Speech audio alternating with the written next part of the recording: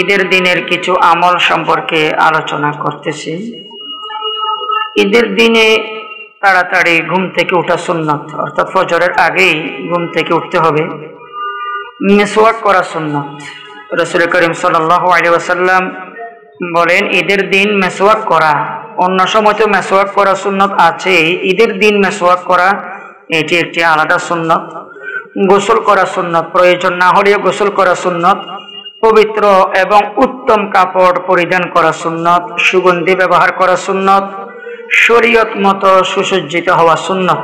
এবং ঈদগাহে এক পথ দিয়ে যাওয়া অন্য পথ দিয়ে আসা এটিও একটি সুন্নত। কোনো ওজর না থাকলে পায়ে হেঁটে ঈদগাহে যাওয়া সুন্নত। এবং সন্তান ছোট বাচ্চাদেরকে, শিশুদেরকে ঈদগাহে নিয়ে যাওয়া এটিও সুন্নত।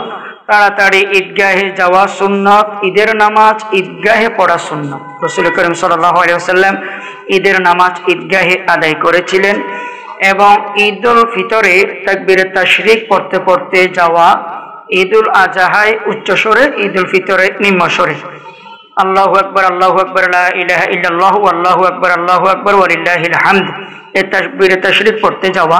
ঈদুল ফিতর উচ্চস্বরে, এই নিম্নস্বরে পড়ে পড়ে যাব। আর ঈদুল আজহায় উচ্চস্বরে পড়তে পড়তে যাব ইনশাআল্লাহ।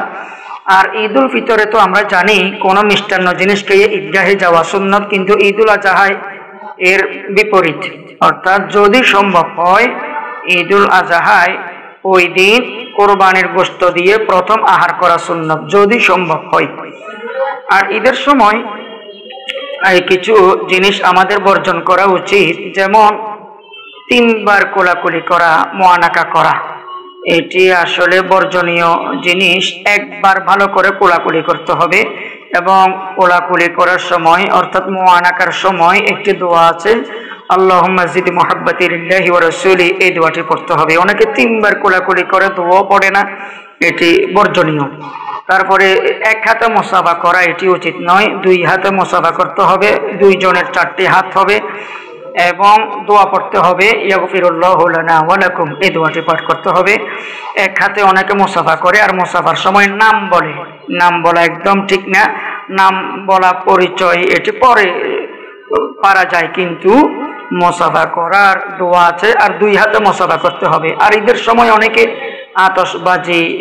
বাজি ফুটায়, এগুলো একদম বর্জনীয়। অনেকে আছে ডিজে পার্টি করে, গাড়ি রিজার্ভ করে, এই পিকআপে করে, ট্রাকে করে, ইয়ং বয়সের ছেলেরা দেখা যায় সাউন্ড বক্স ভাড়া করে নাচে। এগুলো আসলে বর্জনীয় আমল। আল্লাহ তাআলা এগুলো থেকে আমাদের তরুণ যুবক মুসলমান ভাইদেরকে হেফাজত করুন। আর ঈদের সময় ঈদ মুবারক, ঈদ মুবারক বলা হয়। সাক্ষাৎ হলে ঈদ মুবারক। আসলে কোন মুসলমানের সাথে সাক্ষাৎ হলে সর্বপ্রথম সালাম দেয়া সুন্নত। আগে সালাম দিতে হবে, এরপরে আমরা বলবো তাকাব্বালাল্লাহু মিন্না ওয়া মিনকুম। আল্লাহ তাআলা উভয়কে কবুল করুন, আপনাকে আমাকে সবাইকে কবুল করুন। ঈদ মুবারক, ঈদ মুবারক 1000 1 লক্ষ বার বললেও একটি সালামের সমতুল্য হবে না। তাই আমরা কোনো মুসলমানের সাথে সাক্ষাৎ হলে আগে সালাম দিব। আল বাদি বিসসালাম বারিয়্যুম মিনাল কিবির, আল্লাহ তাআলা বলেন উদখুলু বিসসালাম। তো আগে আমরা সালাম দিব, তারপরে বলবো তাকাব্বালাল্লাহু মিন্না ওয়া মিনকুম। এখন ঈদের মৌসুমে আমরা সালাম মদিনা বা এই দোয়াটিও পড়ি না, ঈদ মুবারক, ঈদ মুবারক বলি। এটি আসলে বর্জনীয়। আল্লাহ তাআলা আমাদের সবাইকে কোরআন হাদিসের আলোকে ঈদুল আজহা পালন করার তৌফিক দান করুন। আমিন। ওয়া আখিরু দাওয়ানা আলহামদুলিল্লাহি রাব্বিল আলামিন।